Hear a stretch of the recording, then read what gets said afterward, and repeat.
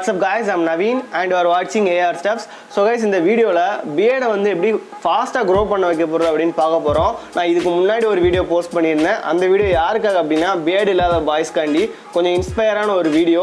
So மறந்துடாம அந்த video போய் பாருங்க. கண்டிப்பா யூஸ்ஃபுல்லா இருக்கும் beard இல்லாதவங்களுக்கு. தென் நான் ஒரு 1 மந்த்க்கு முன்னாடி ஒரு வீடியோ போஸ்ட் பண்ணிருந்தேன். நேச்சுரலாவே beard எப்படி grow பண்ண வைக்கிறதுன்னு அந்த வீடியோ. சோ அந்த வீடியோ பார்த்துட்டு அப்புறம் அந்த வீடியோ பாத்தீங்கன்னா உங்களுக்கு இன்னும் கொஞ்சம் கிளாரிட்டி கிடைக்கும். நல்லா உங்களுக்கு புரியும். அப்படி இல்லனா இந்த வீடியோ பார்த்து முடிச்சிட்டு கூட அந்த வீடியோ ஆனா மறந்துடாம பாருங்க. கீழ டிஸ்கிரிப்ஷன்ல கூட அந்த வீடியோவோட லிங்க் கொடுக்கிறேன்.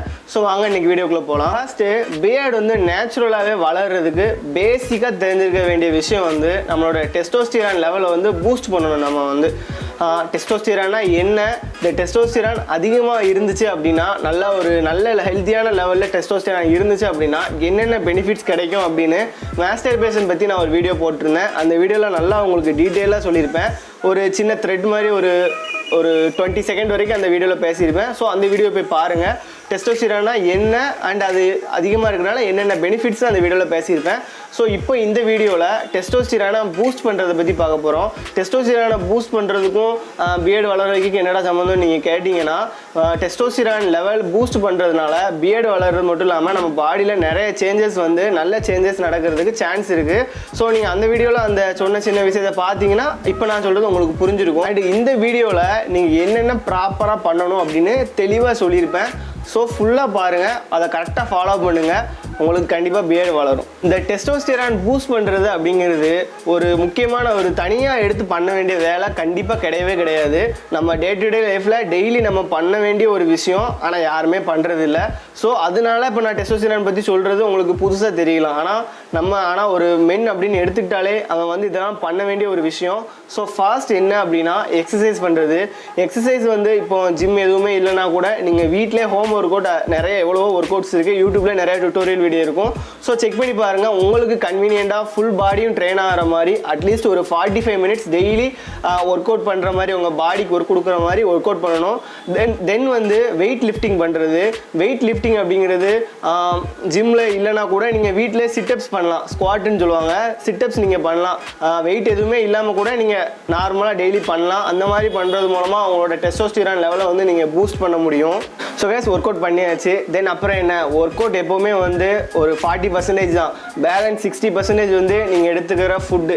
ஸோ நெக்ஸ்ட் விஷயம் வந்து டயட்டை வந்து நீங்கள் ப்ராப்பராக ஃபாலோ பண்ணணும். ஏன் அப்படின்னு சொல்கிறேன்னா, நீங்கள் எடுத்துக்கிற டயட்டில் ப்ரோட்டீன் இருக்கணும், குட் ஃபேட் இருக்கணும், அப்புறம் கொஞ்சம் கார்போஹைட்ரேட் இருக்கட்டும். அன்ஃபார்ச்சுனேட்லி நம்மளோட ஃபுட்டில் எல்லாமே உங்களுக்கே தெரியும். காலையில் இட்லியோ இல்லை தோசையோ சாப்பிட்டீங்கன்னா அதுலேயும் கார்போஹைட்ரேட், மதியானம் ரைஸ் சாப்பிடுவீங்க அதுலேயும் கார்போஹைட்ரேட், நைட் இட்லியோ ஏதோ ஒன்று சாப்பிடுவீங்க அதுலேயும் கார்போஹைட்ரேட் இருக்குது. கார்போஹைட்ரேட் உடம்புக்கு தேவை. பட் ஃபுல் அண்ட் ஃபுல் நம்ம அதவே தான் எடுத்துக்கிறோம். ப்ரோட்டீன்லாம் ரொம்பவே கம்மியாக தான் எடுத்துக்குவோம். மினிமம் நீங்கள் குடிக்கிற பாலில் கொஞ்சம் ப்ரோட்டீன் இருக்கும். தென் ஏதாச்சும் வேறு என்ன சாப்பிடுவீங்க, சப்பாத்தி எவ்வளோ சாப்பிட்டீங்கன்னா அதில் ப்ரோட்டீன் இருக்கும். அதை தவிர வேறு எதுலேயுமே மேக்ஸிமம் இருக்க போகிறது இல்லை. ஸோ நீங்கள் ப்ரோட்டீன் அதிகமாக கான்சென்ட்ரேட் பண்ணுங்கள். உங்களோட மசில்ஸ்லாம் நல்லா டெவலப் ஆகும். ஸோ மெயினாக வந்து விட்டமின்ஸ் தான். அந்த விட்டமின்ஸ் யாருமே ஃபோக்கஸ் பண்ணுறதே கிடையாது. விட்டமின்ஸ்லாம் நல்லா ஃப்ரூட் ஜூஸ் இதெல்லாம் குடிச்சிங்கன்னா உங்களுக்கு விட்டமின் நிறைய கிடைக்கும். ஸோ இப்போ நான் உங்களுக்கு ஒரு ஒர்க் கொடுக்க போகிறேன். என்ன ஒர்க் அப்படின்னா, இப்போ நானே வந்து உங்களுக்கு என்னென்ன விட்டமின்லாம் பியர்டு க்ரோத்துக்கு டெஸ்டோஸ்டிரானை பூஸ்ட் பண்ணுறதுக்கு இருக்குன்னு உங்களுக்கு நீட்டாக கொடுக்க முடியும். அண்ட் ஃப்ரூட்ஸ் என்னென்னலாம் இருக்குன்னு சொல்லி நீட்டாக உங்களுக்கு எடிட் பண்ணி ஸ்க்ரீனில் கொடுக்க முடியும். பட் நீங்கள் அதை பார்த்துட்டு அந்த வீடியோவோட அப்படியே மறந்து போயிடுவீங்க. ஸோ உங்களுக்கு நான் ஒரு சின்ன ஒர்க் கொடுக்குறேன். என்ன பண்ணுறீங்கன்னா, கூகுளில் போய் பியர்டு க்ரோத் விட்டமின்ஸ்னு அடிங்க. அதில் சில விட்டமின்ஸ்லாம் வரும். ஓகேயா, அதெல்லாம் ஃபஸ்ட்டு நோட் பண்ணி வச்சுக்கோங்க. ஃபார் எக்ஸாம்பிளுக்கு விட்டமின் ஏபிசின்னு இருக்குன்னு வைங்களேன். அந்த ஏபிசி விட்டமின்ஸ்க்கு என்னென்ன ஃப்ரூட்லலாம் அந்த விட்டமின்ஸ் இருக்கும் அப்படின்னு கூகுளில் சர்ச் பண்ணுங்கள். அதெல்லாம் ஒரு விட்டமின், இப்போ விட்டமின் ஏக்கு நிறையா ஃப்ரூட்ஸ் வந்து இருக்கும். ஓகேயா, அதெல்லாம் நீங்கள் எழுதி வச்சுக்கோங்க. தென் அதில் எந்த ஃப்ரூட்டை வந்து உங்களால் அஃபோர்ட் பண்ணி வாங்க முடியுதோ, ஃபார் எக்ஸாம்பிள் வந்து சிட்ரிக் ஆசிட் வந்து லெமன்லேயும் இருக்கும், ஆரஞ்சுலேயும் இருக்கும். ஆரஞ்சு டெய்லி வாங்க முடியலன்னா உங்களால் லெமன் அஃபோர்ட் பண்ணி லெமன் ஜூஸ் குடிக்க முடியும். ஸோ இந்த மாதிரி உங்களால் எதை அஃபோர்ட் பண்ண முடியுமோ அந்த மாதிரி ஃபுட்டை வந்து என்றைக்குமே நீங்கள் எடுத்துக்கோங்க. அதிகமாக காசு இருக்கும் அப்படின்னு நினச்சிட்டு நீங்கள் வந்து அதை அப்படியே ஒமிட் பண்ணிட தேவையில்லை. நீங்கள் கண்டிப்பாக வந்து உங்களால் முடிஞ்சதே நீங்கள் வாங்கி சாப்பிடலாம். ப்ரோட்டீன் அதிகமாக இருக்குன்னா பாதாம் பிஸ்தா சாப்பிட முடியலனா கூட அட்லீஸ்ட் வறுத்த கடலை உங்களால் 5 ரூபாய்க்கு டெய்லி வாங்கி சாப்பிட முடியும். ஸோ அந்த மாதிரி உங்களால் அஃபோர்ட் பண்ணி வாங்கக்கூடியதை நீங்கள் சாப்பிடலாம். ஸோ கைஸ் ஃபர்ஸ்ட் வந்து எக்ஸசைஸ் பற்றி பார்த்தோம், ரெண்டாவது ஃபுட் பற்றி பார்த்தோம், தேர்ட் வந்து மெயினான ஒரு விஷயம் என்ன அப்படின்னா இன்னைக்கு அதிக வேட்டை இருக்கிற ஒரு ப்ராப்ளம் ஸ்ட்ரெஸ்ஸாக இருக்கிறது. ஸ்ட்ரெஸ்ஸாக இருக்கிறது உங்கள் மைண்ட் செட்டில் வந்து நீங்கள் என்ன பண்ணி வச்சுருப்பீங்கன்னா ஏதோ ஒரு ஆஃபீஸில் ஒரு ஒர்க் லோடு கொடுக்காங்க, ரொம்ப கஷ்டமாக இருக்குது, அதை முடிக்க முடியல, இது மட்டும் தான் ஸ்ட்ரெஸ்ஸு நீங்கள் நினச்சிக்கிட்டு இருப்பீங்க. கண்டிப்பாக இல்லை. ஃபார் எக்ஸாம்பிளுக்கு அவங்கக்கிட்ட இருக்குது, நம்மக்கிட்ட ஒரு விஷயம் இல்லை, இந்த மாதிரி ஒரு மைண்ட் செட் இருக்கும். இதுவும் ஒரு வகையான ஸ்ட்ரெஸ். அந்த மாதிரி பல ஸ்ட்ரெஸ் இருக்குது. ஸோ இதுலேருந்து நான் ரிலீஃப் ஆகணும்னா எனக்கு தெரிஞ்ச ஒரே ஒரு வழி மெடிடேஷன் தான். மெடிடேஷன் உங்களுக்கு தெரியும் அப்படின்னு நினைக்கிறேன். சிம்பிளாக போய் உட்காந்து மெடிடேஷன் பண்ணுங்கள், உங்கள் ப்ராப்ளம்லாம் குறையிறதுக்கு அதிக சான்சஸ் இருக்குது. ஸோ மெடிடேஷன் பற்றி தெரியலனா கீழே கமெண்ட்ஸில் சொல்லுங்கள், ஒரு வீடியோ மேக் பண்ணிடுவோம், உங்களுக்கு புரிகிற மாதிரி டுட்டோரியலே பண்ணி காமிச்சிடலாம். ஸோ அதனால் ஸ்ட்ரெஸ் ஆகிறத கம்மி பண்ணிக்கோங்க. ஸ்ட்ரெஸ்ஸாக இருக்கணும்னு அவசியமே இல்லை, ஃப்ரீயாக ஜாலியாக இருக்கலாம், ஸ்ட்ரெஸ்ஸே தேவையில்லை உங்களுக்கு.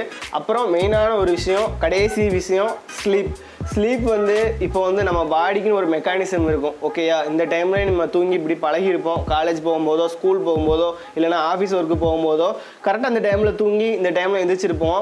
பட் இப்போ அப்படி இல்லை, வீட்டிலவே இருக்கிறதுனால நம்ம இஷ்டத்துக்கு தூங்க, இஷ்டத்துக்கு எந்திரிக்க, அந்த மாதிரி இருக்கும்.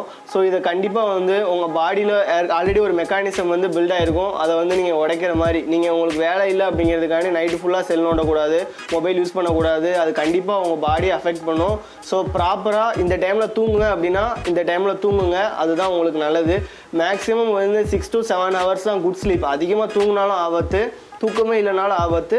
ஸோ கரெக்டாக அந்த ஸ்லீப்பிங் விஷயத்தில் கரெக்டாக கான்சன்ட்ரேஷன் பண்ணுங்கள். ப்ராப்பராக ஒரு கரெக்டான ஒரு டைமிங் வந்து செட் பண்ணிக்கோங்க. ஸோ கைஸ் அவ்வளோதான் இந்த 4 விஷயம். இந்த 4 விஷயத்தை எக்காரணத்துக்காகவும் விட்டு கொடுக்காதீங்க. இந்த 4 விஷயத்தையும் நீங்கள் ஃபாலோ பண்ணீங்க அப்படின்னா டெஸ்டோஸ்டெரான் பூஸ்ட் ஆகும். சப்போஸ் நீங்கள் பியர்டு க்ரோத் பண்ணணும்னு சில ஸ்டெப்ஸ் எடுத்தாலும் அதுவும் இந்த விஷயமா தான் இருக்க போகுது. ரெண்டுமே ஒன்று தான். ஓகேயா, ஸோ இதெல்லாம் நீங்கள் டெய்லி பண்ண வேண்டிய ஒரு ப்ராசஸ். பியர்டு க்ரோத்துக்காக இது நீங்கள் பண்ணணும்னு அவசியமே இல்லை. இதை நீங்கள் கரெக்டாக ஃபாலோ பண்ணீங்க அப்படின்னாலே உங்கள் பாடியில் ஆட்டோமேட்டிக்காக நடக்க வேண்டியதெல்லாம் நடந்துகிட்டே இருக்கும். ஸோ ப்ராப்பராக இதெல்லாம் பண்ணுங்கள், மறந்துடாதீங்க. என்றைக்குமே வந்து என்னைய கேட்டால் நான் வந்து பியர்ட் ஆயில் இதெல்லாம் வந்து சஜஸ்ட் பண்ணவே மாட்டேன். ஸோ நேச்சுரலாக நடக்க வேண்டிய விஷயத்தையே நம்ம அன்நேச்சுரலாக செய்யணும். ஸோ கேஸ் அது மட்டும் இல்லாமல் நான் உங்களுக்கு ஒர்க் கொடுத்துருக்கேன். அந்த ஒர்க் என்னென்ன ஞாபகம் இருக்கும்னு நினைக்கிறேன். ஸோ என்னென்ன விட்டமின்ஸு, மினரல்ஸு, தென் வந்து ப்ரோட்டீன் வந்து அதிகமாக இருக்குது, ஃபேட் வந்து குட் ஃபேட் எதில் இருக்குது, இதெல்லாம் நீங்கள் கூகுள் பண்ணி பாருங்கள், அதெல்லாம் எழுதி வைங்க. அது என்னென்ன ஃபுட்டில் இருக்குதுன்னு பாருங்கள். தென் உங்களுக்கு எதை அஃபோர்ட் பண்ணி வாங்க முடியுமோ அதெல்லாம் தயவு செஞ்சு வாங்கி சாப்பிடுங்க. நல்ல ஃபுட்டு எடுத்துக்கோங்க, அப்போ தான் உங்கள் ஹெல்த்துக்கு நல்லது. இல்லைனா பாடி ஷேப்லேருந்து எல்லாமே டோட்டலாக சேஞ்ச் ஆயிரும். ஸோ கைஸ் இன்னொரு யூஸ்ஃபுல்லான வீடியோவில் உங்களை வந்து பார்க்குறேன். அன்டில் தென் பாய்.